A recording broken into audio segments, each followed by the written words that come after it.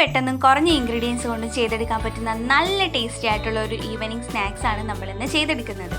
അതിനായിട്ട് ആദ്യം തന്നെ പാനിലേക്ക് 1 കപ്പ് വെള്ളം ചേർത്ത് കൊടുക്കാം. അതിലേക്ക് ആവശ്യത്തിന് ഉപ്പും 1 സ്പൂണ് ഓയിലും കൂടി ചേർത്തിട്ട് നന്നായിട്ടൊന്ന് തിളപ്പിച്ചെടുക്കാം.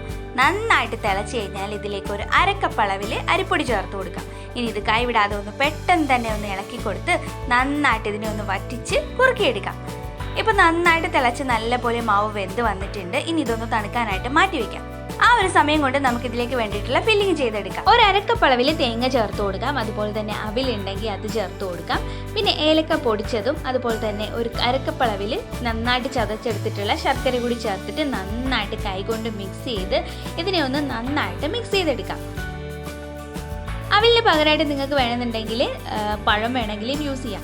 മാവ് അല്പം ചൂടൊന്നും ആറി വന്നിട്ടുണ്ട്. നമുക്ക് കൈകൊണ്ട് കുഴയ്ക്കാൻ പറ്റുന്ന പരുവാകുമ്പോൾ നല്ല സ്മൂത്തായിട്ട് ഇതിനെ ഒന്ന് കുഴച്ചെടുത്തതിന് ശേഷം ഓരോരോ ബോളുകളായിട്ട് ഇതുപോലെ ഉരുട്ടിയെടുക്കാം.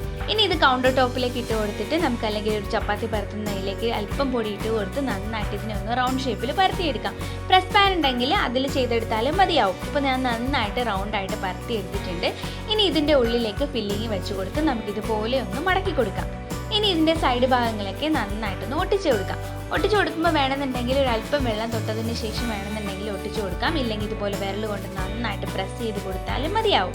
ഒട്ടും തന്നെ ഫില്ലിങ് പുറത്തു പോവാതെ എല്ലാം നമുക്കിതുപോലെ തന്നെ ഒന്ന് ചെയ്തെടുക്കാം. ഇനി നമ്മളിത് ആവിയിലാണ് വേവിച്ചെടുക്കുന്നത്. ഒരു 15 മുതൽ 20 മിനിറ്റ് വരെ ഇതൊന്ന് അടച്ചു വെച്ച് ആവിയിൽ വേവിച്ചെടുക്കാം. അപ്പോൾ ഇത്രയേ ഉള്ളൂ. എല്ലാവരും ട്രൈ ചെയ്യണേ.